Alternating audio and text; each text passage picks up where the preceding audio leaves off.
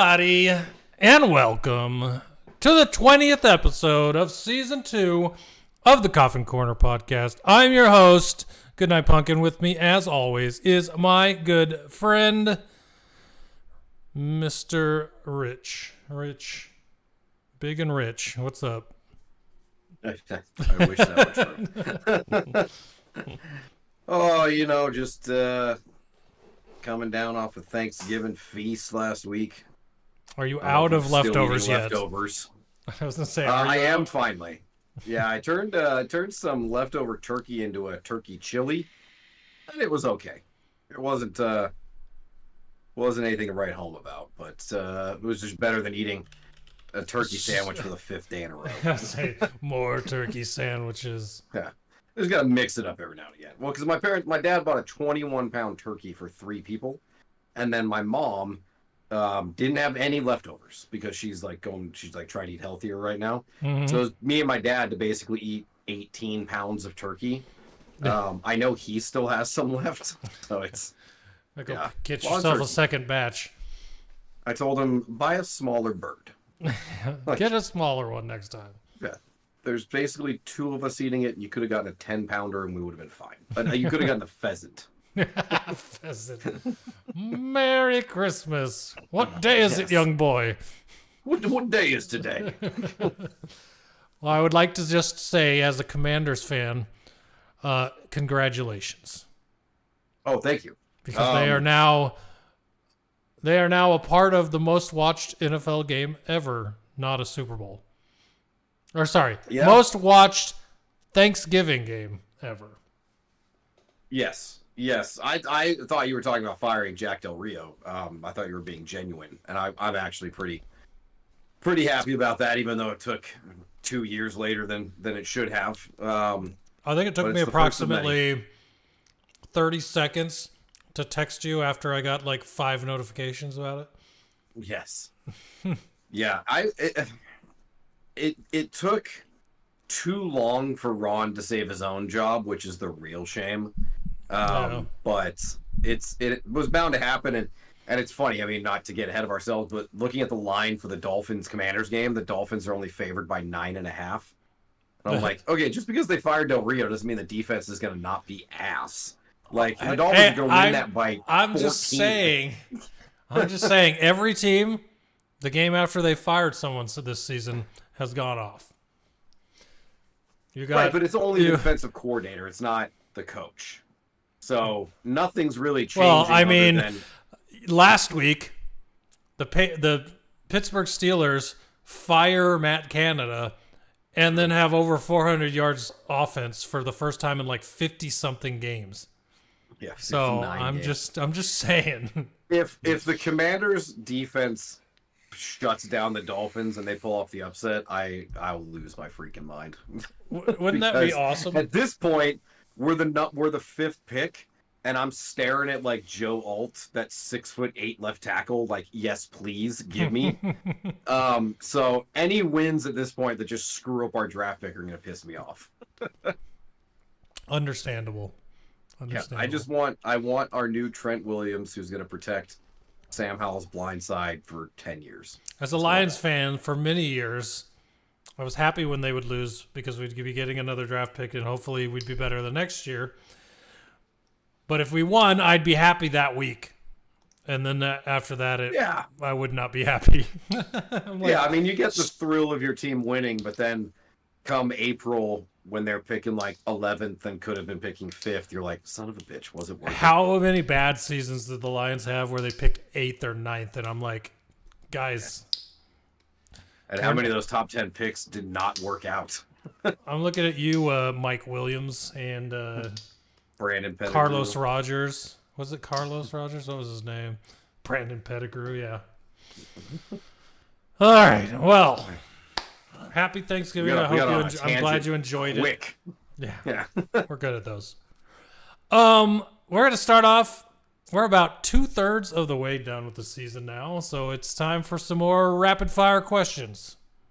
Yeah. It had been a couple weeks since we did it last. I figured now is a good time to check in again. Thanksgiving, it feels like right now the playoff push is starting after Thanksgiving. It feels like that's the time of year where teams are either focused on the playoffs or focused on the draft. So it's a good time to check in. We'll see how many of these answers have changed. But I wish I remembered my last answers, but well, I know we should have written them down. Actually, I'm saying we should write them down this time while we're doing them. That way, that so at the end of the season when we do it, we'll know at least what the after Thanksgiving one was. Good call. All right, so why don't you start us off? Who is the best team in the NFC to you?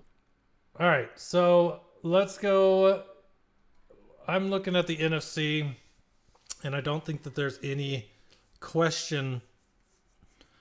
Despite some weird games where they probably could have and should have lost, I still think the Eagles are the best team in the NFC.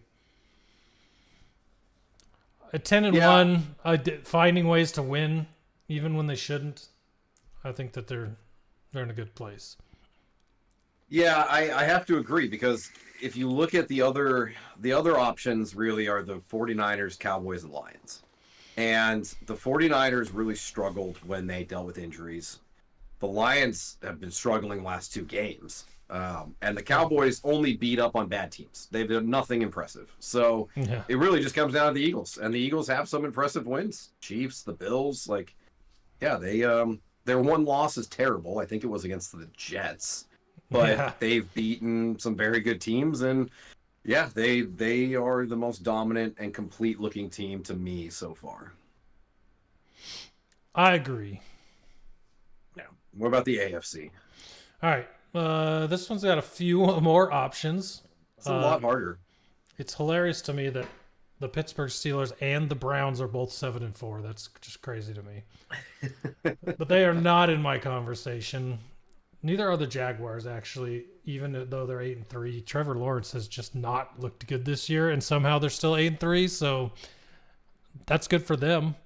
I think it comes down between the Dolphins, the Chiefs, and the Ravens, and I just feel they got a bye week this week. They haven't even had one yet, and in all those weeks they've played, they're still 9-3. And I think the Ravens defense, leading the league in sacks, I believe, one of the better defenses in the NFL. I think the only one, as far as fantasy goes, that scores more points than them is the Cowboys. So they've got a really good defense. And Lamar Jackson, somehow losing J.K. Dobbins for the year did not even slow them down. Gus Edwards and Keaton Mitchell. Good combo there. And then, of course, all their... Mark Andrews is out for the year, so we'll see how that affects them going forward. But they got Isaiah Likely, who, when Andrews was hurt last year, became a massive threat. You can't seem to do anything when Andrews is healthy, but now that he's the guy, we'll see what Likely can do. But I think that the Ravens are a very good team. I think the Kansas City Chiefs are finally figuring out how to use Rashee Rice as their number 1 receiver. As well as man, I should have won with him again last week. I know. I was looking at that because I was like, Richie got a huge win last week. I'm like, oh, the 1 week he didn't pick Rashee Rice. I know. I was kicking myself. But that Justin Watson guy somehow came out of nowhere. He's doing well. Rashee Rice, they're finally figuring out what they're gonna do as far as passing goes on that team, and so it's working out pretty well for them. And the Dolphins, they just seem like they're coasting right now. I don't think that they're still 8-3. They're still winning games, but they do not look like the team they were at the beginning of the season right now. So if they can go back to their high-powered, high-scoring offense like they had at the beginning of the year, they would definitely be in the running for that top spot. But right now they're just kind of coasting, it feels like, which is fine. You can coast in the playoffs as long as you can put your foot on the gas. Right. Yeah, the Dolphins have been interesting that they've kind of slowed down their prolific offense is really... I mean, they're still winning and they're still good, but they're not beating up on its teams. And I know, blanking. Tyreek Hill has to average 120 yards a game to hit 2,000 like he wants to. So, I mean, they're not on the same pace they were at the start of the season. So, this is a lot tougher, man. I gotta be honest. I don't believe the Ravens are the best team in the AFC, but they really do look like it right now, just because the Chiefs are having issues. The Bills are just completely falling apart. The Bengals lost Burrow. The Browns, I love their defense, but they're on like their third starting quarterback, and Joe Flacco's their backup now. So I don't know. Yeah, man, I don't know. It's easy to say Ravens just because they look the best right now. I don't have a lot of this. This is a lot harder in the NFC because there's better teams in the AFC. Like the NFC has a couple teams at the top, and then there's going to be some terrible teams as the 6th and 7th seed. Where the AFC, they're going to be good teams that miss the playoffs. Like the Texans are playing. I mean, not they lost the Jags, but they had been on a hot streak. But yeah, I'll go with the Ravens, and the thing that stands out to me that I just saw, their point differential plus 137 on the season.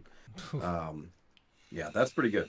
That is pretty good. So yeah, I don't know what it is about them. I'm just not. I'm not like, it's not definitive. I don't look at them like, oh yeah, they're definitely going to be the number 1 seed in the AFC. It's like I have no freaking clue what's going to happen in that division or that conference. Yeah, they're finally getting. The part that's going to make them scary is the fact that they're finally getting Odell Beckham and Zay Flowers working in the same games. So, along with him running, along with, Lamar just doing what Lamar does. So, well, then that Gus Edwards was scoring a touchdown every game for a while. They've got Keaton Mitchell's coming along, and it looks like, he could be that breakout guy in December that surprises everybody. Mm-hmm. Yep, I'm with you. All right. Well, what about the worst team in the NFL? I would say that this is a toss-up, but certain teams that I thought were the worst are actually playing well now. Bears 4-8, kind of surging. Once they got Montez Sweat, somehow that entire team just decided they were going to actually play football. It really boils down to, for me, I would love to put the 2-10 Cardinals in there, but I just feel like, well, this might be Homer's talking. I don't know. I think that they're decent enough with a bad record, but the Patriots and the Panthers are the two absolute worst teams in the NFL by far. And so I think I don't see the Patriots winning again. I could see the Panthers pulling out another win. So I'm going to say the Patriots. Or the Patriots are the worst team in the NFL. That's a good one. I agree with what you're saying about the Panthers. It's funny. We were talking about coaches being fired. There's a possibility that they beat the Bucs on Sunday. Like, they got a new coach, new offensive mindset. I mean, they could come out there and surprise everybody just like the Raiders did a couple weeks ago. Talk about Matt Canada being fired. Like, yeah, it could get them a couple wins to end the season. And they have talent. Like, I like a lot of the players on the Panthers. But yeah, the Patriots, there's not a single player on the Patriots that I look at and think like, oh, that's somebody that they can build around. Or like, that's somebody that like I wish was on my team. Start Mac Jones and keep pulling him for Bailey Zappi in the middle of games over and over. What do you think is going to happen to either of those two's psyche? Well, yeah. And Bailey Zappi is just as ineffective. It's not like he's coming in and doing anything other. Mac Jones will throw an interception. They'll put Bailey Zappi, and he'll also throw an interception. Like, exactly. Just left Mac Jones in to do that. This is their last games. Listen to this. They got the Chargers. I feel like they'll get trounced by the Chargers. They really should. They'll be at Pittsburgh, who has a really good defense. Yep. Versus Kansas City. At Denver, at Buffalo, And then versus the Jets, the only chance they even have of a win, I feel like, to end the season. Yeah, I agree. I think, and it behooves them to lose more games, and draft a top quarterback that they need so desperately, and we'll probably have a new head coach next year too. So, yeah, I agree. Patriots. You know, it's funny, on the radio this week, the big topic of conversation was whether or not Bill Belichick will separate from the team at the end of the season. And I was like, I was talking about that 4 weeks ago. Yeah, man, I know. They're lagging behind. It's funny, I was reading about that today too, because the Commanders beat writers are already putting out like lists of coaching candidates like we'd like to see, and of course they've got Ben Jones on there, which I love, and Harbaugh. Ben Johnson? Ben Jones, isn't that the offensive coordinator for Ben the Johnson. Lions? Ben Johnson, thank you. Yeah. Ben Jones is that the Madden running back? No, that was Ben Bones. Ben Bones, yeah. Just all the Bens. But then they had Belichick, and they said, like, the Commanders may trade for him, but if they wait, he may just get fired anyways. And I think that's what a lot of teams are going to look at. Like, is he going to get cut and we can just sign him, or are we going to have to trade picks for him like the Denver Broncos did with Sean Payton? I don't know. I don't like the concept of getting Bill Belichick when he looks like this, but I was listening to the radio and they were talking about that, and they mentioned that Andy Reid going to the Chiefs at the time was the same thing. Like, he was ineffective in Philly, left, went somewhere else, and has won 2 Super Bowls. So It's like, maybe it wouldn't be the worst thing in the world. So Belichick with Howell would be an interesting combination. Yeah, I think. Hey, Raj, what's up? Good to see you. Most likely, the team will do better for sure. Yeah, I wouldn't mind Belichick. My biggest thing is just keep Howell. Don't trade up. Don't waste picks on a quarterback. Build around it. We have such an opportunity to get 5 starters in the first 3 rounds. Like, I don't know. We'll see what happens. But all right. So Patriots, we both agree. How about current MVP leader? I think this might be a little more difficult, or at least this is difficult. Yeah. Because I really want to give 2 answers. Oh, cheating. A quarterback option and then a non-quarterback option, because I think there is someone that deserves to be in the conversation that's not. Well, maybe it's not that they're not, but it's like everyone always talks about QBs for MVP.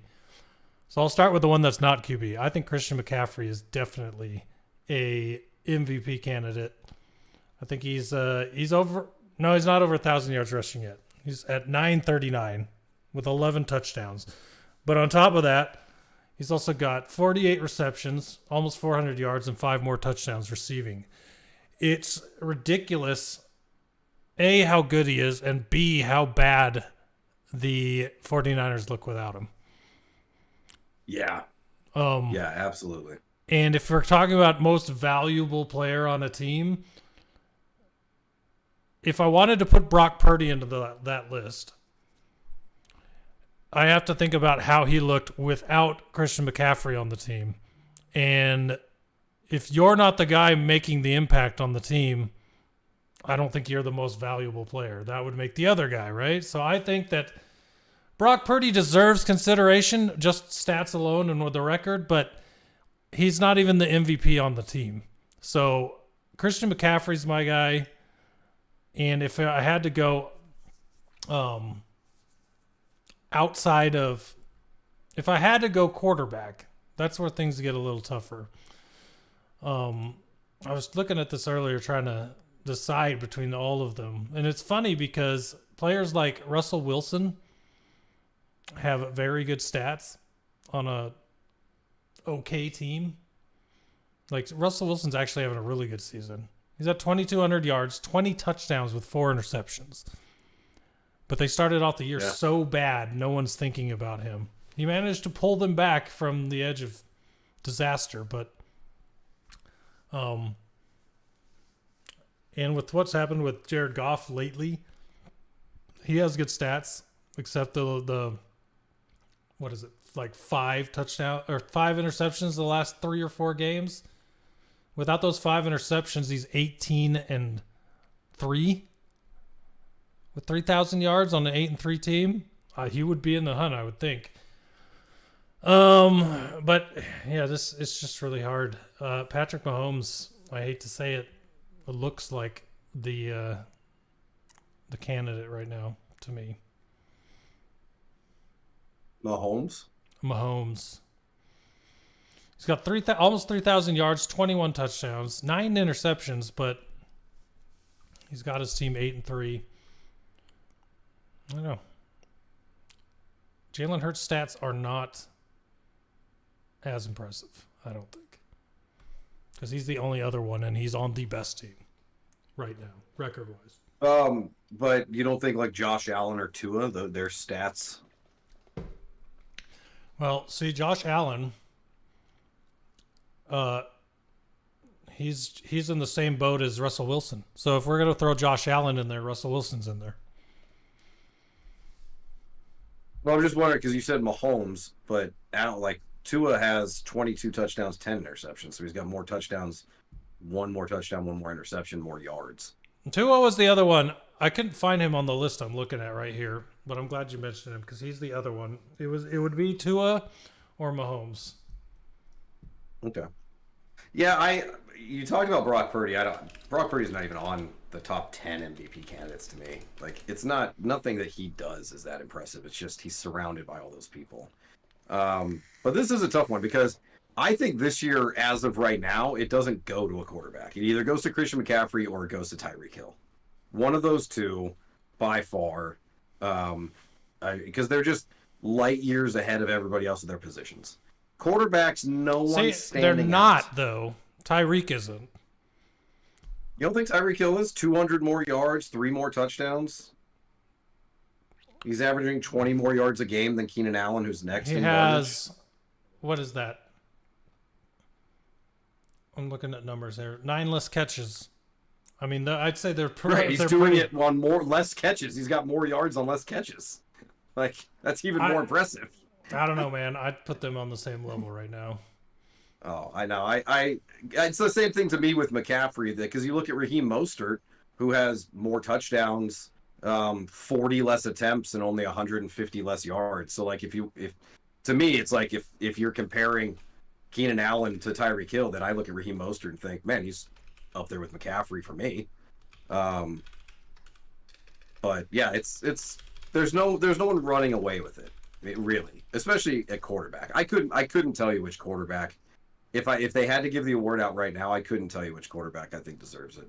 Like, no. I mean, there's so many that they're all just kind of, because you get the ones that like Sam Howell, Josh Allen, they got a bunch of yards, but then they also have a bunch of interceptions. Yeah,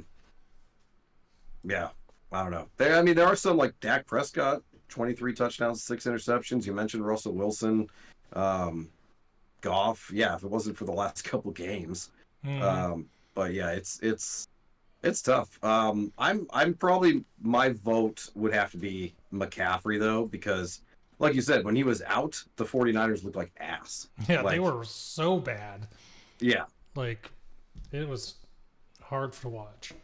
Yeah, when they were missing him and Debo and everybody, like, yeah, they were terrible. So. Yep, mine's right. McCaffrey. All right. Well, I'm curious to see what if anybody pops off in the last couple weeks, kind of separates from the pack. Right. All right. Current offensive rookie of the year. I think this one's pretty easy. I don't even think we have to talk about it. It's CJ Stroud. And it's by a mile. Yeah. CJ Stroud, we didn't even mention him in the MVP thing. Only because he's a rookie, I didn't mention him. But he should be right there in there with that. 19 touchdowns, 5 interceptions, 3,200 yards. Those are some pretty ridiculous stats. If he leads them to the division title, then I think people will start to mention his name. They mentioned his name a couple weeks ago when they had the big game with Tampa Bay, and then it's kind of fizzled out a little bit. But yeah, because it's going to come down to what does the team end up doing. Like if they don't make the playoffs, he's not going to get as much attention. But if they win the division, then I can see people definitely being on his side. But for rookie of the year, though, absolutely, I can't even tell you. I mean, trying to think of but Bijan Robinson is not. He hasn't done enough in the first half of the season to be in the conversation. Jahmyr Gibbs, same thing. There's no, Puka Nacua started off super hot. He's kind of fizzled off a little bit. Can't even think of any other offensive rookies that come to mind. I'm looking. Why is Stat Muse? Kyron Williams is another one, but he was hurt. Is he a rookie? Yeah. Well, no, is he? Or maybe last year he was. So. He came was out of drafted nowhere, in so I thought he was a 2022. rookie. Yeah. NFL Draft 2023. I hate that there's not a place to easily track rookie stats. No, but what you can do is you just look up the odds right now, and that'll tell you who's most favored. So, CJ Stroud minus 9,000, obviously. Yeah. Puka Nacua, Jahmyr Gibbs, Bijan Robinson plus 3,000. They're the next ones. Jahmyr Zay Gibbs. Flowers plus 7,500. Jordan Addison plus 10,000. And then A-Chain and Rashee Rice plus 10,000. So, I mean, those are the closest, but... Was Gibbs not on that list? Yeah, he was. Puka Nacua, Jahmyr Gibbs, and Bijan Robinson are all plus 3,000. I know they'd never give it to a tight end, but Laporta and Dalton Kincaid, those are some good tight ends from this draft. Laporta is plus 20,000 right now. Nice. Tank Dell plus 15,000. Yeah, I was going to mention him. Same team. The guy, if he won it, but the guy throwing it to him didn't, that would be kind of weird. That would be pretty funny. But yeah, it's Stroud's to lose by easily. Mm-hmm. All right. What about defensive rookie of the year? What is that guy's name? Will Anderson? Yeah, Will Anderson. Will Anderson and Jalen Carter are the two that pop to mind. I know Jalen Carter's been going off on the Eagles, and Will Anderson's been playing really well for the Texans. Those are probably one of those two. I think. Let's see. He is the odds leader right now, minus 250. Devin Witherspoon for the Seahawks is. Oh yeah, there's another really good one. Yeah. Will Anderson plus 1,600, and then Brian Branch plus 5,000. Not bad. That doesn't surprise me. Brian Branch has been freaking ridiculous for the Lions. Yeah, that is awesome. Yeah, I feel like Jalen Carter, just watching him, he's not padding stats. He's got 4 sacks, but he's just involved in every play. He's impacting them. So yeah, I think he's probably going to win it. I don't see Witherspoon or anybody moving past him. I wanted to ask you your opinion on this because I hear this a lot on the radio, and especially after the Packers game, people were talking about the Lions. The Lions traded DeAndre Swift to take Jahmyr Gibbs. They could have kept Swift and drafted Jalen Carter instead. Do you wish they had Jalen Carter, or are you happy with how that draft ended up? I'm happy with it. I like God, my mind's blank. Oh, Jahmyr Gibbs. I like Jahmyr Gibbs. And I like that he can do what Swift wasn't doing, which is run up the middle and catch swing passes. Swift would either run into the back of his lineman or he'd pop it outside or catch a swing pass. But he never ran the play the way the play was designed. And they had a really good line, so there's no reason he should have been popping like that all the time. I don't know. I think Gibbs is just a better runner overall, and he's younger. So they upgraded for more years at the halfback position and got something out of it. So I'm happy with it. What I'm not happy with is that Jack Campbell pick. That guy is not good so far. He cannot. Is he not having a good season? I mean, before we were excited about it. He's got stats, but you watch the games and the guy does not tackle to save his life. He always, over the last 2 weeks, I've seen him hit guys, not tackle them when it would have been now 2nd and 8, but suddenly it's first down again because he missed a tackle. And it happened at least 4 or 5 times against the Bears. It happened a couple times against the Packers. And it's just like, how can we not find linebackers that can tackle? Like, you're standing right next to Pasta Man. I'm saying you're standing next to Pasta Man, who will tackle a brick wall, and you're trying to shoulder people to take them down instead of wrapping them up. It makes no sense to me. Jack Campbell, I'm not high on. And I'm very confused why I didn't watch the preseason. I don't watch like training camp or any of that crap. But what happened to Malcolm Rodriguez? Why is he not the starter and Jack Campbell is? I'm confused. Rodrigo did amazing last year. I guess the real problem is that none of them can cover a receiver or tight end. Yeah, that's the biggest problem. That's the big problem. But that's what I wanted to get. I wanted to get your opinion. And it sucks for Jack Campbell because I know that was one of the ones that we talked about pre-draft. Then the Lions got him, and it was like, oh, that's perfect. Mm-hmm. I thought he had been doing okay early in the season. I didn't realize he had been struggling the last couple weeks. Hopefully, he turns that around. Well, the problem is he's been splitting time with Derek Brooks, who also is terrible. So, and that was how it went at the beginning of the season. So when Derek Brooks looked terrible, Jack Campbell looked good. The last few weeks, Jack Campbell hasn't split as much time with Derek Brooks. He's been in the whole time, and now he looks bad. So it's like, can we get a linebacker that's good?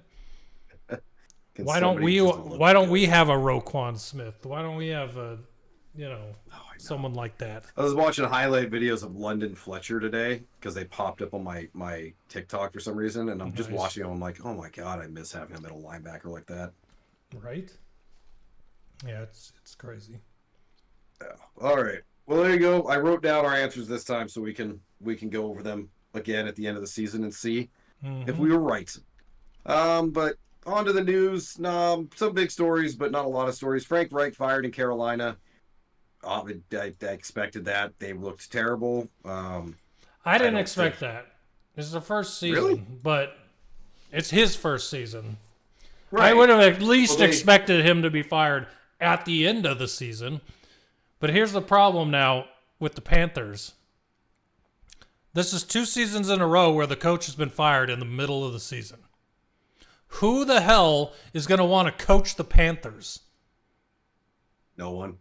So you just fired a guy thinking you're going to upgrade, but the odds are you are not upgrading. Gus Johnson is not leaving the Lions to go to the Panthers. You're not getting someone. Maybe you will. No, their owner David Tepper is the big problem. He is crazy. The new Dan Snyder. Yeah. He was yelling and screaming in a press conference about the coach before he ever fired him. F-bombs, and it's like, dude, you're in front of a camera. You're in front of the press, and you're dogging your coach like this, who's not fired. And you want people to come to work for you. You want a good team filled with coaches that want to coach for your team. Good luck, dude.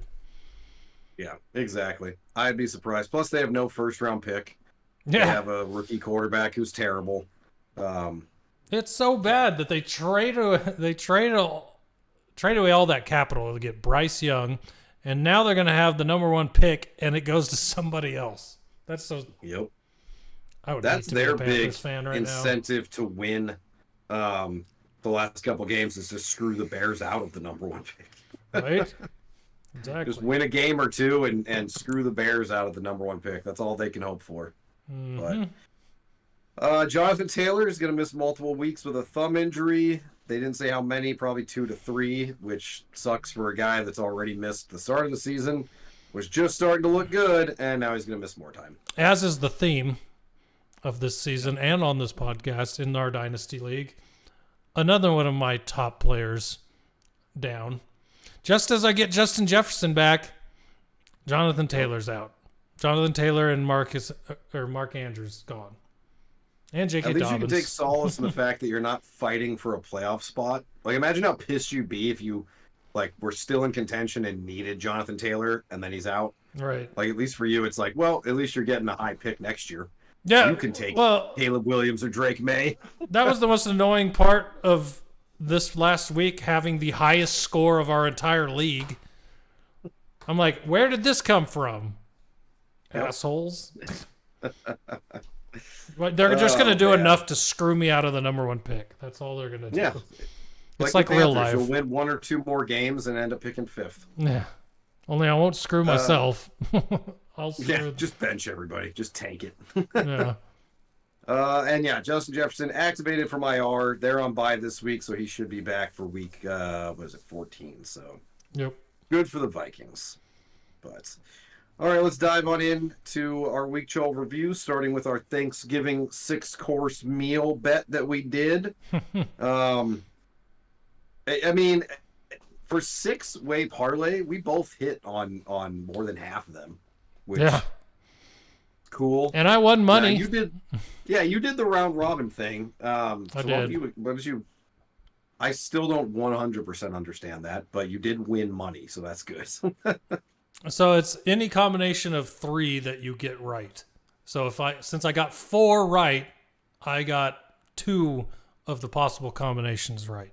So I won 2 of the 8 bets. So in the end, for a $20 bet, I won $30, meaning 20 of it I got back and I won 10. So in the net positive, took a lot to get there, but winning money though, that's good.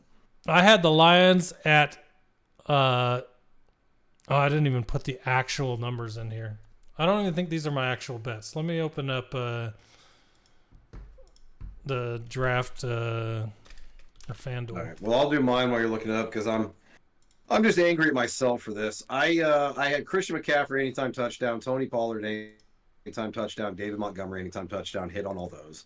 49ers -6.5, Dallas -13.5. I even upped the spread because I knew I could have gone more. Mm-hmm. But the last one that screwed me was on the podcast I put down Packers +10.5 because I thought the Packers wouldn't lose by more than 10. And that's the safest bet. That way I covered myself if there was an upset. And if it ended up being, Lions win within 10, I'd be good.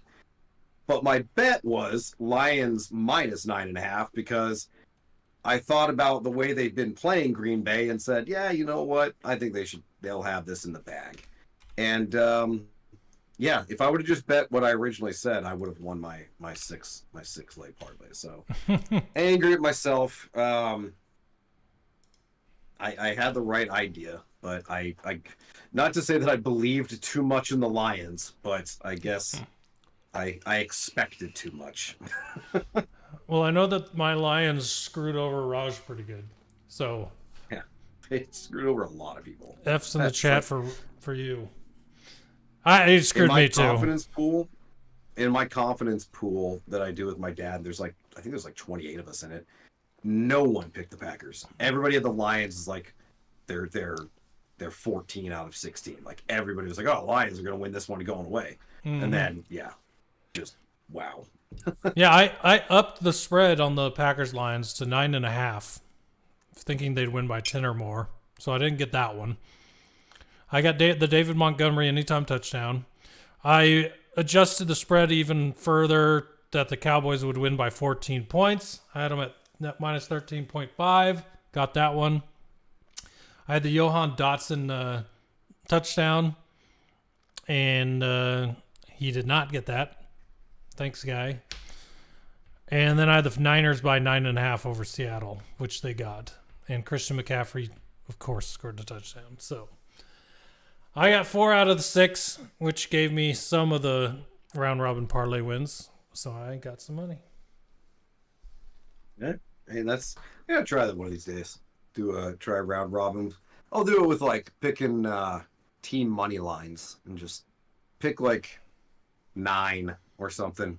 Yeah. Just see what happens if I can. The only thing with round robins that is why I don't do it often is because you have to pay for each individual parlay. So if it's a 9, if it's 9 teams, you can have 2-buy. It's a 2-buy or a 3-buy. So if it's the 3-1, there's less parlays in it because you have to get 3. If it's the 2, there's more parlays in it because you only have to hit 2. So there's tons of 2-bet parlays, and you have to pay for each individual one. So if you're doing 10, you'd have to pay $10 for every combination that you could possibly win in that parlay. But the amount of money, you cover your losses. Basically, it's nice in that way. Or cover your bad picks. I'd start off with like $1 per parlay just. I bet this one like $2.50 for each of them. Which if I won and got all 6 was a $400 bet, which dropped all the way to the $10 bet for only getting 4. So, yeah. Yeah, damn, that would have been awesome. For sure. Oh, all right. Well, let's go into our game breakdown. We talked about Packers-Lions. Disappointing outcome for the Lions. Would have been nice to get a win on Thanksgiving. Disappointing so rarely. Is mild for me. Infuriating. Just absolutely horrid display.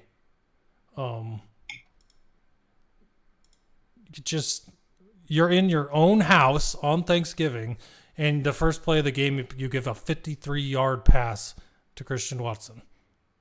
Yeah. When that happened, I'm like, they want it more, and the Lions are going to screw this up. And guess what happened? The Lions screwed it up. And here's the problem I have with the Lions right now. Turnovers. Jared Goff didn't throw an interception this game. Great. He had 2 fumbles.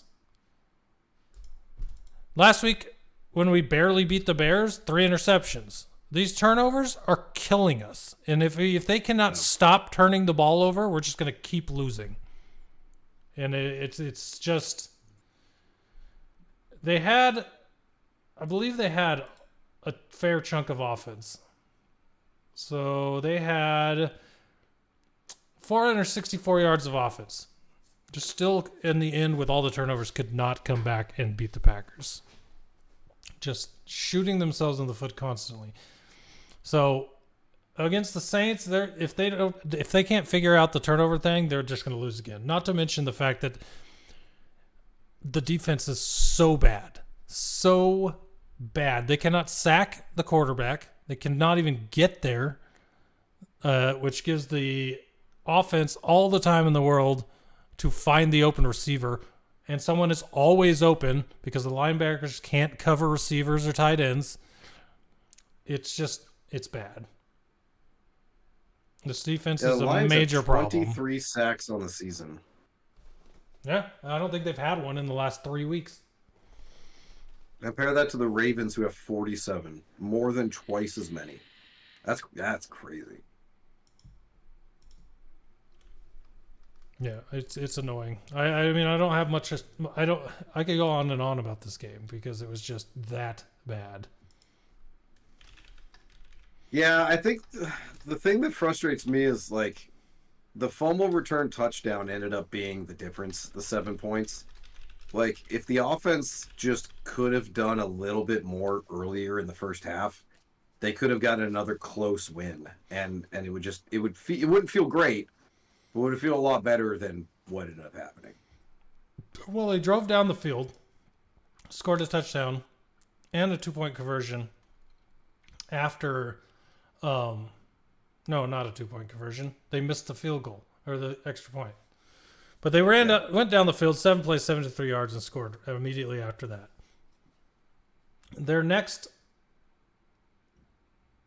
All the rest of their offensive... possessions for the second half.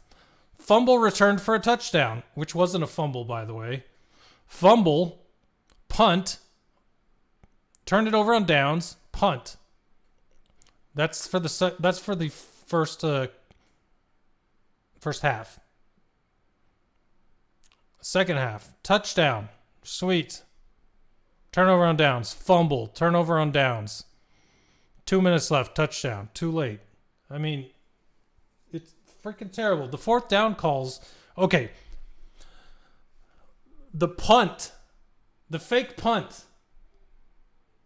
What was that? Yeah, that was nuts. Absolutely terrible. You gave them the ball while you were still in the game on their own 20-something.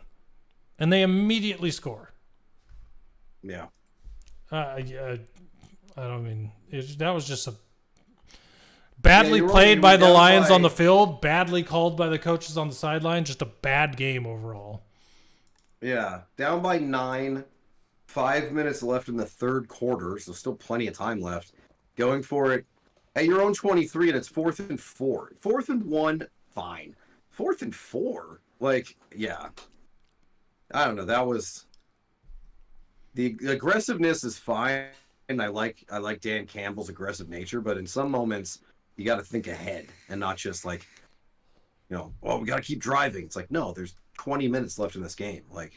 It's okay. Not to mention the fact that they hadn't converted a fourth down yet in the game, and they had plenty of them they tried. Yeah. So, I don't know. On to the next. I don't want to think about it. Just like I didn't want to think about the Ravens game. Yep, makes sense. And the Lions won the Bears game, and I don't even want to think about that one either. I just do not want to think about the current state of the Lions because it's just not. You figure it's been a bad because they happened so close to each other too, Sunday and Thursday. It's been bad, but that's why the Lions, New Orleans on Sunday on the road. They look like the Saints look like ass, so we'll see. But we'll move on. So, Commanders, Cowboys, exactly what we expected to happen. The Cowboys blew up a bad team. Jack Del Rio got fired though, so that makes me happy. That was was waiting for that to happen for a while, but. Yeah, I don't have much else to say about this. Our season ended a couple weeks ago. I'm just looking forward to who our new GM and coach are going to be. So I don't really give a shit what happens on the field. 49ers, Seahawks. 49ers blew them out. The Lions Packers was at least one score, and then you get 2 blowouts. But 49ers get back to rolling like they did when everybody was healthy, coming off their bye week. The Seahawks do not look like a playoff team, even though they're technically, I think, still in the playoffs right now in the NFC. Just goes to show you how bad the NFC is. They're not looking good right now. Yeah, they really shouldn't be. They should not be in the playoffs. They'll probably get in. Because you look at, you got the Seahawks and Vikings are 6 and 7. Packers and Rams and Saints are all 5 and 6. 2 of those shit 5 teams are going to make the playoffs, and that's just ridiculous. Ew. But, yeah. Dolphins, Jets. Dolphins, I mean, that pick 6 Hail Mary return at the end of the first half was pretty awesome. Oh, yeah, they've already, so apparently the butt fumble, they got the butt fumble, right? Is that what they call it? Well, they've already named that play. The Hail Mary. The Hail Mary, yeah. Yeah, I know, I love it. That's because what a return to get a. By the way, just for everyone that might have thought I was a little too rough on Tim Boyle last week, I told you so. This guy's terrible, and they already before even on the games on Sunday they announced he's starting their next game, and I'm like, okay. Yep. Robert Saleh must want to be fired. Because he's Aaron Rodgers' buddy. So, there you go. Mm-hmm. Yeah. Dolphins roll. Good for them. What's next? Rams, Cardinals. Rams destroyed the Cardinals. And it's amazing. The first drive, the Rams drove right down the field, scored a touchdown. Next drive is the Cardinals' first drive. They drive right down the field. They're the ones that scored 2-point conversion. They're the ones that scored the 2-point conversion. Yeah. So they led 8-7. And it's like, oh man, like this can be a shootout, or at the very least, like the Cardinals are going to be able to march. And then they just disappeared. The offense just disappeared until the fourth quarter. It was the weirdest thing because we were there, me and my dad, and like after those first two drives, we're like, oh, this is going to be like a 38-35 shootout. Like the Cardinals with Kyler looking good. And then they weren't calling the rollouts that they did on the first drive. You know, Kyler was just dropping back and throwing the ball into the other, player's hands or throwing it. It was just terrible. But yeah, well, I don't know what did I read that first correctly drive that they so much confidence. ran the ball 6 times from the second quarter, start of the second quarter to the end of the game? They ran the ball 6 times, I think. Yeah. Why? I understand abandoning the run when you're down early, but they weren't down that much. And I don't know. Yeah, I'll tell you. This Not to mention he was in shotgun the entire game, so there was no even like threat of the run. So you are a completely one-dimensional offense expecting results when the defense knows exactly what you're doing, throwing the ball. Like, yep. It legitimately felt like that first drive went too well, and Jonathan Gannon said, "Oh God, we don't want to win this game. We want the number 2 pick." And then he just completely changed his play calling to make sure that they didn't win. Like legitimately, like we were like, why did everything change? And they did not want to win that game. And then once the game was safely out of hand, they went and scored again just to keep things interesting. But yeah, it was. Well, thanks to Kyron Williams for driving all of my fantasy wins this week. I'm so glad he's back. So glad he's back. Oh man, what a game he had. He's a beast, man. That guy's massive. Yeah, it was fantastic. I mean, it wasn't fantastic. It was happening against the Cardinals, but it was fantastic for my fantasy teams where I have him. Yeah. Saints, Falcons get the win. They finally kind of let Bijan Robinson loose, and good things happen. That was actually a fun one to watch, at least through Red Zone. I didn't sit and watch the entire game, but it was on Red Zone a lot in that game, and those two teams were battling the entire time. And since I don't get to see the Saints and Falcons that often, it was nice to see. Even though I don't think either of them are any good. But no. No. But the Falcons lead the division. NFC South. Yep. Somehow. Good for them. Steelers, Bengals.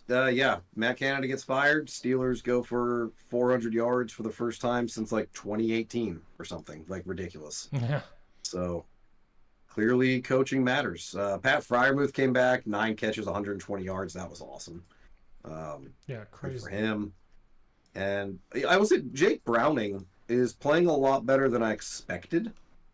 I don't think the Bengals are going to be able to sneak in the playoffs behind him, but I mean, at least like Jamar Chase, who I have in a fantasy league, at least he's not just dead in the water. He still has somebody who can get him the ball. Yeah, for sure. Panthers, Titans. Titans beat the worst team in the NFL, or second worst team in the NFL. I mean, this game, I don't give a shit about this game. We got to do our weekly check. And I know at halftime he had 20 yards. I know what he had in the end, but I'm going to say it on the podcast. Derrick Henry had 76 yards. Hey, he was 3/4 of the way to 100 yards rushing. 2 touchdowns. So he almost got there. He actually did something in this game, and look what happened. They won. It's almost as if the correlation of him being bad and him being good is what drives the Titans. So we'll see if he goes back to being bad next week and they lose. Because that would be my bet. I don't remember who they play, but yeah, probably will. Colts. Bucks, Colts. Colts get a good win. I mean, obviously the Jonathan Taylor injury sucks, but the Colts, I think the Colts are they in the playoffs right now for the AFC? They got to be fighting for it. Yeah, they are the 7 seed. I'll say they're 6-5, and they are surging. Yeah. Isn't it crazy Gardner to think that Minshew it's been this leading the Colts? It's been this long since Anthony Richard went out for the whole year, but the Colts are still good, even after he's gone. Yeah. Yep, they're still winning.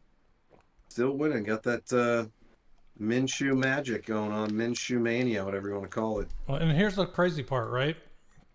Zach Moss is taking over for the injured Jonathan Taylor. Zach Moss is still in the top 10 for yards, for rushing yards. After being behind Jonathan Taylor for 3 or 4 games, he's still in the top 10 for rushing yards after what he did when Jonathan Taylor was out. So they should be fine. It's not like losing Jonathan Taylor isn't going to be the end of the world for them. They'd rather have him, but Zach Moss did good while Jonathan Taylor was out. So right, yeah, Moss has already shown he can fill in, which is good for them. Mm-hmm. So, Patriots Giants, boring. Very Patriots boring. missing a 38-yard field goal at the end of regulation, and Patriots fans in the stands cheering because they wanted their team to lose is pretty freaking funny. Yeah, that's. I think this is one of the ones we That's- picked differently. So when the Giants won and the Patriots kicker missed that field goal to tie it, I was like, all right.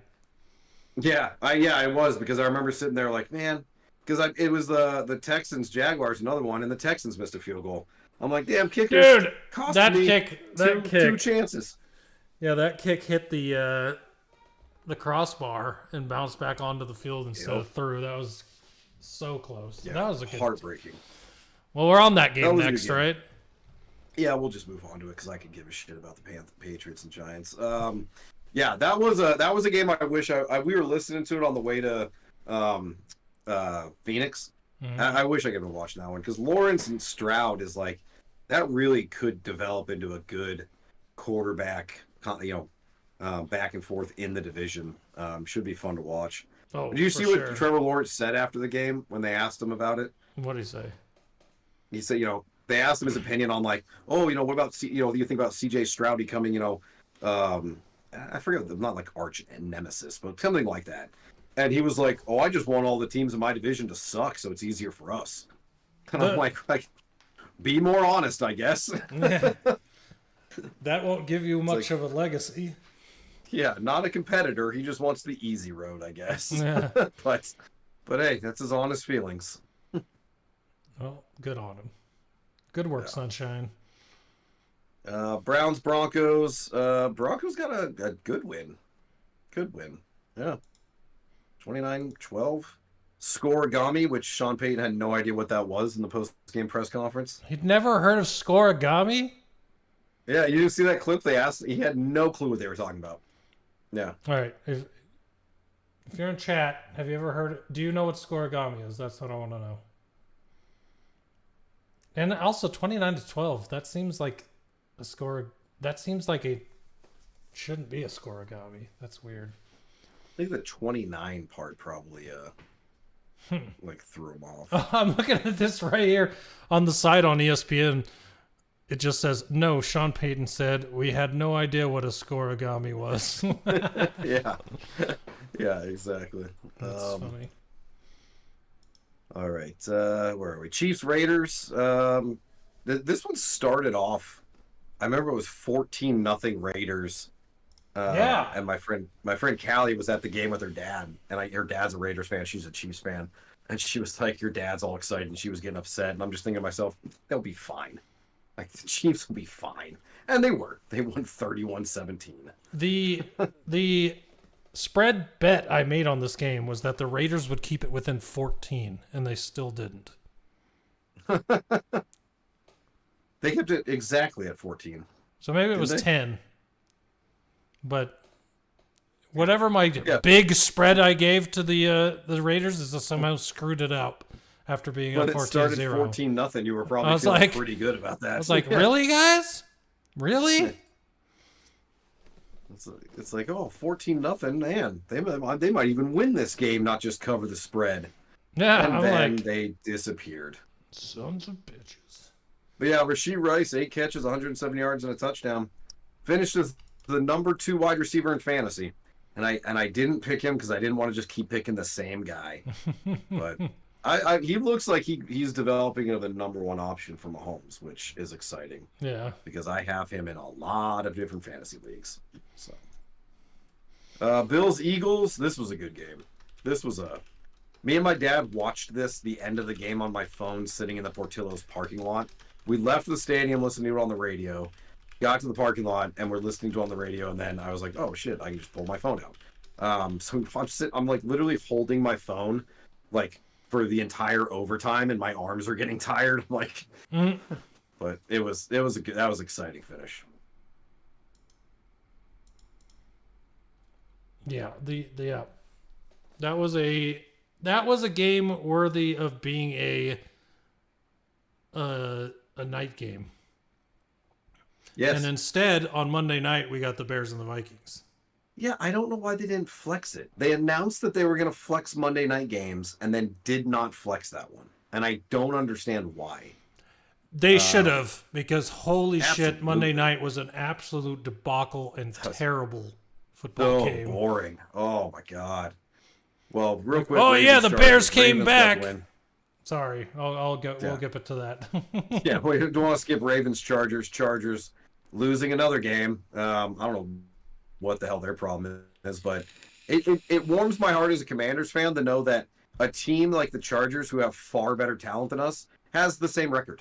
So I mean, I don't really feel that bad. But yeah, Chargers, what a waste of a season. Fire Brandon Staley. I mean, their defense might be the same ranked as the Commanders. Yeah, or worse. Their defense might be the same rank as the Commanders, or worse. Yeah, I will. I'm gonna look that up actually. But yeah, Bears. God, Bears defense actually was the star of that game, which is amazing because besides Montez Sweat, can't name you another player on that defense. Yeah, I'm telling you, when Montez Sweat got there, he changed that whole team. It's been crazy. Yep. Chargers have given up the most yards in the league. The Commanders are 3 better than them. So, yep. Wow. Thought so. And then the Chargers have Joey Bosa, Derwin James, like Kenneth Murray. They have good players. They have a ridiculously high. They have names. They have who's that cornerback they have that's really young and good too? Asante Samuel Jr. Yeah. And it's like, how do you have all of these good players and your defense is just so bad? Coaching, man. Fire everyone. But yeah, Bears Vikings. And it's funny. So in our picks, spoiler, you beat me again because you're just on fire. You're like 12-3 every week this year for some reason. So I'm just like going different from you just for the hell of it. But in my confidence pool, I won this week. Won $200 because I picked the Bears to upset the Vikings, and I didn't in our picks, but in the confidence pool I had the Bears as my one, like my lowest confidence, because I was like, all right, I got to pick some upsets. The Bears played well against the Lions. The Vikings have not played well, in my opinion, especially against the Broncos. So I was like, I think the Bears are gonna pull off the upset. And every time, like the Bears offense was doing nothing, and then the Vikings would give them the ball back, and the Bears offense would do nothing, and then the Vikings offense was doing, and it was just a boring game right up until the end. Justin Fields, for everybody, and I'm sorry, Justin Fields had one play in that game, the throw to DJ Moore to set up the game-winning field goal. Mm-hmm. That is the only play that you could look at and been like, oh, he scrambled and got the ball downfield. Every other play, he never took his eyes off the first read. It was just, But everybody's like, oh, the Bears need to keep Justin Fields now. No, they don't. No, that's it. He's still. You've got to just trade him for a second or a third. They're gonna have the number 1 pick. They got to take a quarterback in this draft. I mean, if they end up with like the first and the third pick, then I would be okay with them trading the first pick to then take a quarterback with the third, just because you can get a bunch of picks, But our top 5 next week should be top 5 landing spots for Kyler Murray and Justin Fields. All right. Yeah, make a note.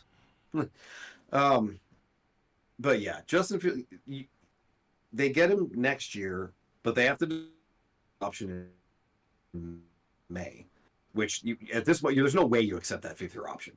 So basically, you have him for 1 more year, and then you would need a quarterback anyways. So why not just take one when you know you can get the best quarterback in the draft, whatever quarterback you think is the best in the draft, instead of having to pull a Daniel Jones where it's like, oh, you had 1 good year, now we have to pay you.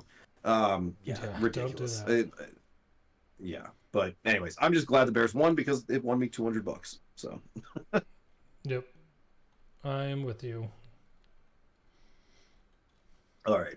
Well, that was week 12. Oh, by the way, I was thinking of something, but I didn't want to interrupt you. Why did the Vikings teach Josh Dobbs their playbook? Because if you look at what he did with the Lions, it got worse. when you look at what he did with the Lions, or not the Lions, the Cardinals, he was there for a week. Played very well in week 1. Should have beat the Commanders. Yeah. Beat the Cowboys after being there 2 weeks. And then after that second week, he kind of fizzled out. He played well, but they lost every game. With the Vikings, he won his first 2 games when he didn't know the playbook. Now that he knows the playbook, 185 yards, a touchdown, and 4 interceptions. He's gonna do the same thing there that he did in Arizona. Be good the first few weeks when he doesn't know anything, and he's just doing his best to think and make plays and not overthink. I think that the Vikings are about to level out and not maybe be a 500 team to end the season. Well, and Kevin O'Connell did say that they're going to evaluate their starter during the bye week. So, I mean, they may decide to bench him. But I'll say this too: a lot of those interceptions were not his fault. A lot of them got tipped. So, not all. Maybe like 1 or 2 of them got tipped. But, yeah, he got there and looked amazing on 3 days of practice, and now that he's been there for like 3 weeks, he's regressing, and that's. The shitty thing about it is, like, there's a reason that Dobbs has been a backup for years.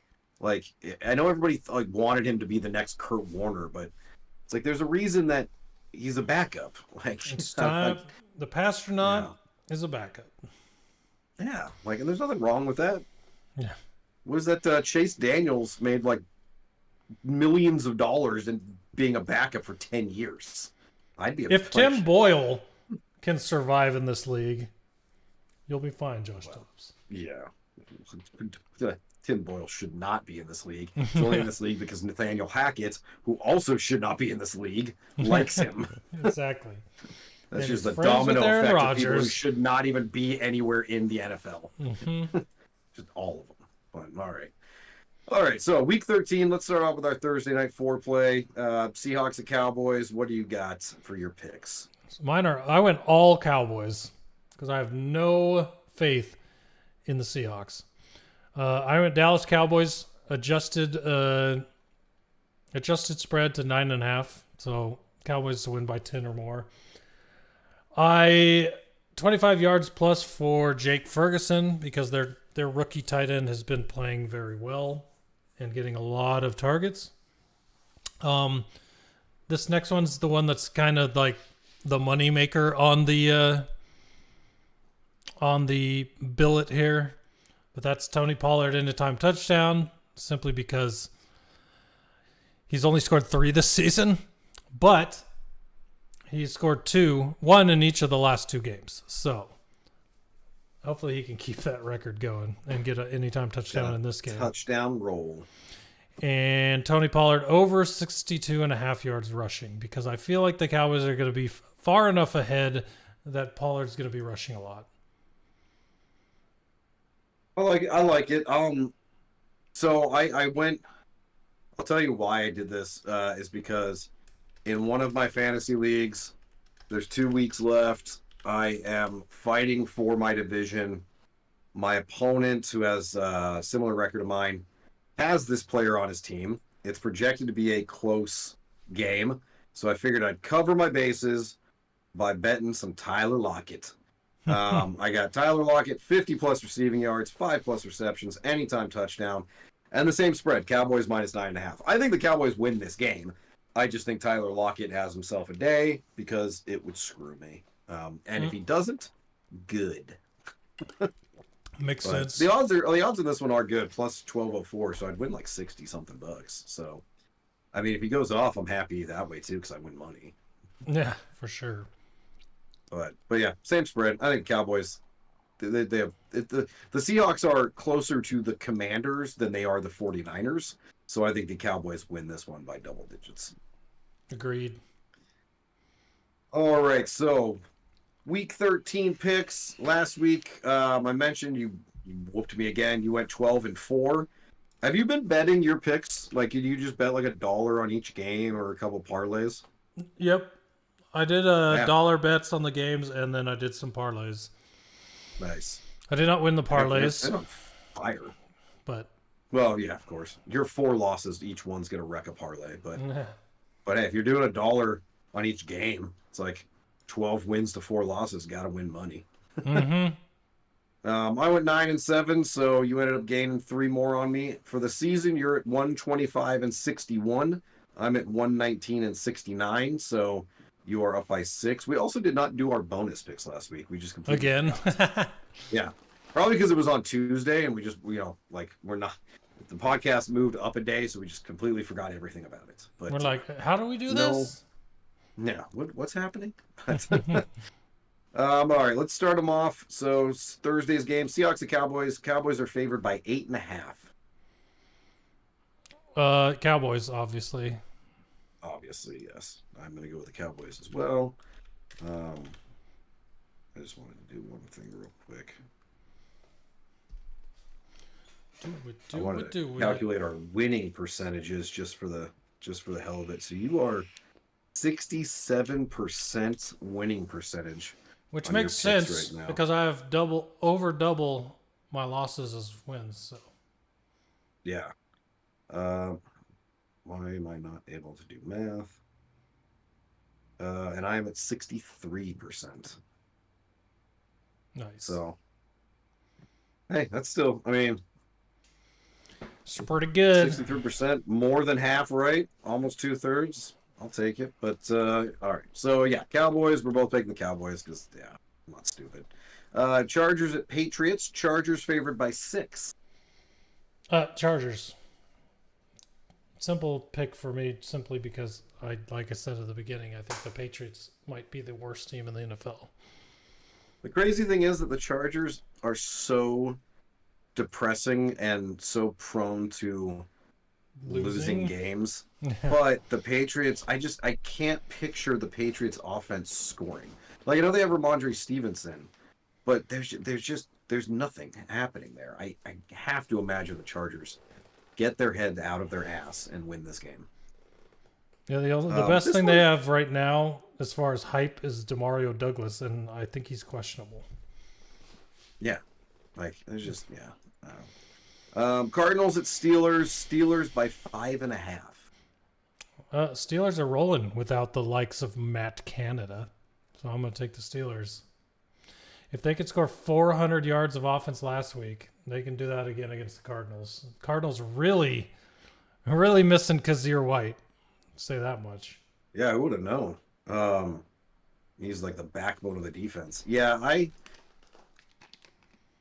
like the James Conner revenge game narrative, but they only gave him the ball 6 times last week, so I don't see how he could have a revenge game if he's not getting the ball. And yeah, I don't feel like the Cardinals want to win games. I just watching them on Sunday, it's like it really felt like the coaching staff did not want to win a game. So I'm going Steelers. Steelers are fighting for the playoffs.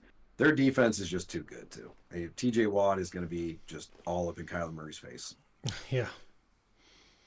Broncos at Texans. Texans favored by 3.5. See, this is where I want to call the upset, I think. I think I'm going to take the Broncos over the Texans. Okay. Broncos have won, 5 straight now? Yeah. So I was surprised the Texans were favored so highly over them. yeah, I'm going to take the top Broncos simply for the fact that they're on a five game win streak, playing very well. I don't see why that couldn't continue. Texans are a very good team and find ways to come back in games, but I'll give it to the Broncos. And I was going to take whichever one you didn't, so I will take the Texans. I can see either team winning this. I mean, the Broncos have, like you said, 5-game winning streak. They're playing really well. The Texans have a surprisingly explosive offense. It's a home game for them.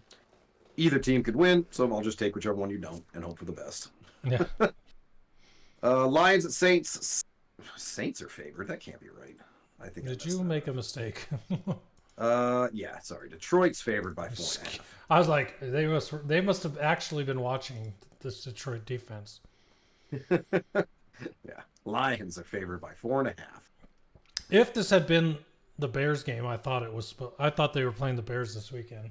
I would have been picking the Bears. I'm still gonna pick the Lions over the Saints. Actually, do I? Yeah, I'll take the Lions. Begrudgingly, if they lose, it's because I picked them, by the way. Probably. If they get turnovers and their defense does not show signs of being better than the last 2 weeks in the first 3 drives, the game's over. Well, would it make you feel better if you picked the Saints and I also picked the Saints just so it canceled it out? Yes. Let's do that. We'll do that then. Right. Because I want the Lions to win.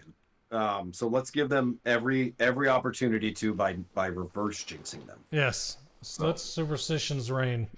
Yes. All right. So both going with the Saints. All right. Colts at Titans. Colts favored by 1.5. I'm picking the Colts. I think the Colts are playing really well, and Zach Moss will be fine despite Jonathan Taylor being out. And I think the Titans, so much of the Titans sways on how well Derrick Henry plays, and he just had a big game, which means he's just going to coast in this one, is my guess. The old man got tired last week. Yeah, I'm surprised the line's so low. Like, I would think the Colts are the obvious choice in this game, but who knows? But yeah, I'm taking the Colts too. They're the 7 seed. Like, that's crazy. Mm-hmm. Gardner Minshew, man. All right, Falcons at Jets. Falcons favored by 3. Seeing how well the Falcons played a bad team in the Saints last week, and seeing how the Jets have Tim Boyle starting, I'll take the Falcons. If Zach Wilson was starting this game, I would take the Jets because the Jets defense, I think, could shut down the Falcons offense. Mm-hmm. But I don't think Tim Boyle can do a damn thing. So this comes down to... This is a one-sided game. The defense would have to score all those points. And how often does that exactly. happen? Like, the Falcons may win this, 6-0. Like, that, but that's... I don't know. All they need. It's just not going to be... Yeah, I'm going with the Falcons. I wish I could take the Jets, but I could not pick Tim Boyle. There's no way. Yep. Dolphins at Commanders. Dolphins favored by 9.5. Dolphins. Yeah, bet that spread, guys. They're winning this game by 2 touchdowns. Sorry, Commanders, but at this point, just give me Joe Alter or that Penn State tackle, Oshanu. I don't know his name, but just give us a left tackle. Ocean not going to work here anymore. Ocean. Oh shit! Look at the size of that guy. Yeah, but again, we talked about it. The Commanders, if Ron Rivera turns this defense around in 4 days, or I guess they've had 10 days since Thanksgiving, and they can actually beat the Dolphins, that would just be so dumb. Can you imagine? Well, because then it's okay. Does Ron Rivera get to keep his job now? What the hell? Here's the thing, too. The story wouldn't even be the Commanders all week. It would be, what is wrong with the Dolphins? Yeah, exactly. Everybody freak out the Dolphins and not the Commanders' defense. Maybe the problem was just Del Rio. And I don't know. Maybe it is. Because like every player on that defense has shown flashes of being good, but they're constantly out of position. And it's like that should come down to coaching. So maybe Ron can fix that. But I just wish it wasn't the Dolphins. Like if this was a like the if you were playing Cardinals, the Saints, yeah, the Saints, like exactly, something like that. Give me the Bucks. But we're playing the Dolphins, and it's like, oh, that's trial by fire. But yeah. Hi, Jalen Ramsey. Yeah, like we got to cover Tyreek Hill and Jalen Waddle and Raheem Mostert and Devin Achane. Yeah, it's like no, sorry. Panthers at Bucks. Bucks favored by 5.5. I don't know how the Bucks get 5.5 in this game after their last few games. But I'm still gonna take the Bucks. All right. Well, I am taking the Panthers on the coaching change upset. It's a good call. Yep. I might even have some of my fantasy sleepers in this game. Ooh. 49ers at Eagles. 49ers favored by 2.5. 49ers are favored at the Eagles? Yes. The 10-1 Eagles. Yep. I'm checking because this is just unbelievable. On ESPN, it's 3. I was going to say San Francisco 3 on ESPN. What the? Well, the Eagles have been trying to lose a game, but playing to and ending up winning them in the end. The last, what is this? 4 weeks now. So let's give them the loss here. Go to 49ers? Yeah. All right. And I will take the Eagles. Dave says that doesn't sound right. Yeah, it doesn't sound right, does it? Yeah. I think the Eagles... I wanted to pick the Eagles anyways. I was going to pick opposite you no matter what. But I did want the Eagles. Because I looked at that and I'm like, I feel like the Eagles are just that team this year that the NFL... They, like, want them back in the Super Bowl. They want to give them a ring because they feel bad for not calling holding on the Chiefs at the end of the last Super Bowl. So let's get them back there. But yeah, I'm going Eagles. Browns at Rams. Rams by 3.5. I'm kind of surprised that the Rams are favored in this game because of that Browns defense. But after it's a really hard one because I want to pick opposite of whatever you do, but I don't know if I have that much faith in the Browns. Yeah, or because I'm whichever way you go. Well, I'm going to take the Rams because of the way their offense is playing. Yeah, but it's a much better defense, so we'll see if that offense stops. I don't expect Kyron Williams to have over 200 yards from the line of scrimmage this game, but yeah, and the Browns defense may actually be able to get a sack on Matthew Stafford. True. I'm still gonna take the Browns. I just gotta pick different from you somewhere. But my problem with this is like Dorian Thompson-Robinson hasn't filled me with enough confidence to think he could keep up in a shootout. So I have to hope that the Browns defense shuts down the Rams. So we'll see. But I'm taking the Browns. Chiefs at Packers. Chiefs by 6. Chiefs at Packers. Oh, well, give me the Chiefs. And I hope that they blow the Packers out so people stop with this Jordan Love stuff. Yeah. He had one good game against the Lions, and they're like, he's finally figuring out the offense. I'm like, no, or we played the Packers on Thanksgiving, which always ends up badly. Well, and then he played the Chargers before that, who are the worst defense in the NFL. So his 2 games of looking competent are against bad defenses. Sorry, Detroit. And so I'm like, yeah, sorry, dude. The Chiefs defense is playing very well. And this is Sunday night. Just absolutely destroy them. I'm going Chiefs as well. Which probably, of course, means that the Packers are going to win. But whatever. Bengals at Jags. Jags by 8.5. I think that's fair. Jaguars for me. I don't think the Bengals are going to win with Jake Browning. Sorry. Yeah. I wish I could pick differently, but the Jaguars They're like the Chargers. They have so much talent, and you never know which team's going to show up. So if they lose this game, I won't be shocked. I would just be I'd be disappointed. As they say. Yeah. Not upset. I'm just disappointed. But yeah, I'm going with the Jaguars too. Sorry, Dad.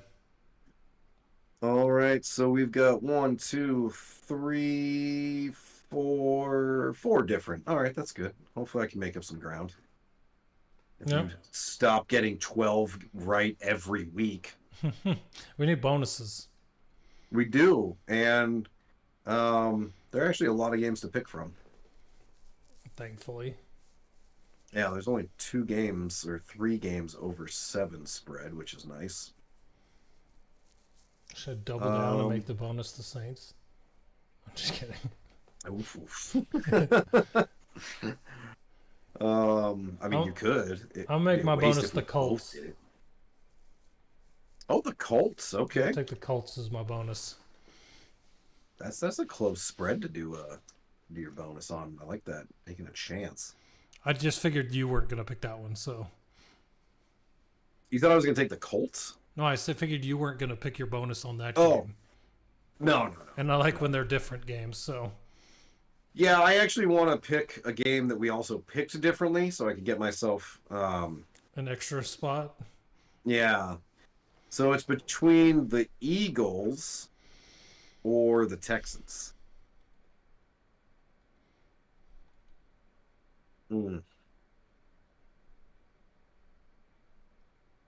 I'm going to go with the Eagles. So the Eagles would be my bonus. Bonus Eagles.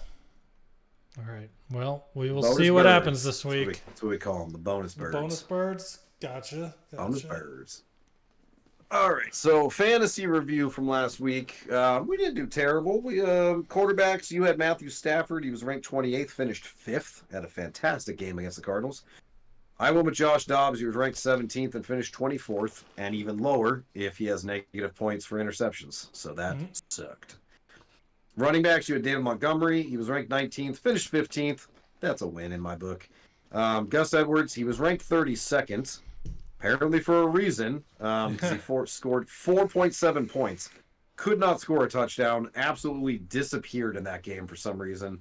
That one hurt. Receivers, we both hit that out of the park. You had Zay Flowers ranked 28th, finished 9th. I had Brandon Cooks ranked 41st and finished 23rd. And then tight ends, we were on completely different ends of the spectrum here. You went with Donald Parham, who was ranked 30th and finished with a single point. I don't even know how that works because you get a point for a catch. So it must have been a catch for 0 yards. I can't wait for next year's pick a defense because this tight end thing is garbage. Hey, it worked out for me. Yeah. I went with Pratt Fryermuth, who was ranked 18th and finished the tight end 1. Let's go. Nice. But you went 3-1. I went 2-2. So for the season, you are 21-13-6. I am 18-16-10. So in both picks and fantasy picks, you are beating me this year. I've only got a couple of weeks left to try to turn this ship around. True. Also, I like how you noted the team next to the player this week, as if I don't know what team Jared Goff plays for. And it's only for. I did it for the tight end simply because that name. Who is that? So you just did it for everybody. So I'm like, all right, I'll put it on all of them. All right. Well, who's your quarterback? Even though I just said it. Yeah, Jared Goff, ranked 14th QB against New Orleans. I gotta think that with how bad New Orleans defense is, that he's gonna shred them. Hopefully. I hope so. Even though now you're like jinxing him. Like we reverse jinxed them with the Saints pick. Now you're reverse jinxing him by picking him here. Give me Derek Carr. There you go. Now, actually, the way you've been on fire with your fantasy picks, this should work out for you. But I'm going Bryce Young. I picked the Panthers for the upset. I think new offensive mind. Maybe they'll let him loose a little bit. He's ranked 22nd. Shouldn't be too hard to finish higher than that, but who knows? Shouldn't. Josh Dobbs couldn't do it. Yeah. Yeah. Right. Josh Dobbs couldn't do it, so we'll see.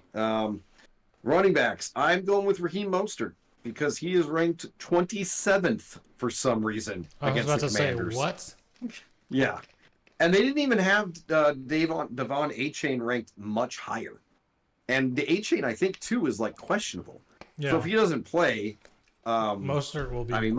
Yeah. And not even that, but even if they both play, they've both produced in the same games before. Mm-hmm.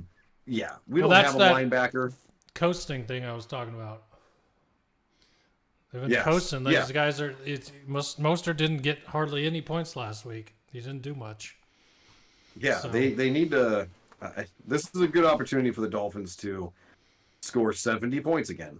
So we're see. Shooting for 80 in this one.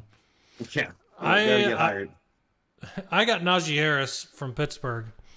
Now that they're scoring 400 yards of offense in a game, I'm hoping that Najee Harris can get a good chunk of those large masses of yards against Arizona.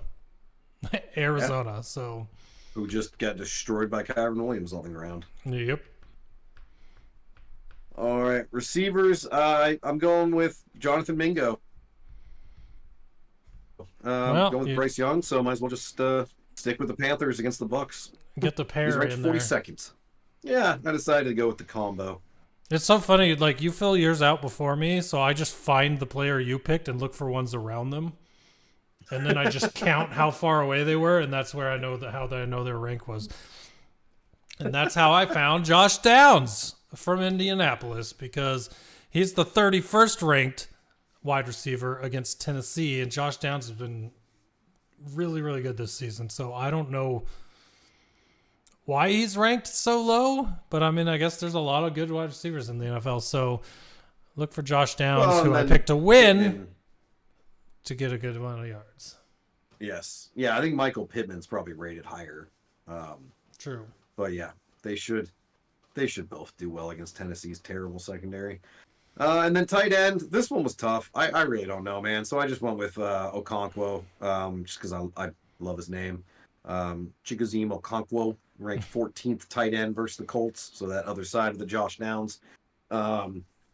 It's the Titans. It's Will Levis. I don't know. He could either have 0 catches or he could have 6 catches for 20 yards. But either way, he's ranked 14th. He only needs a couple points to finish higher than that. That dude's name reminds me of Alberto. Only it's like both his names. It's like Cio.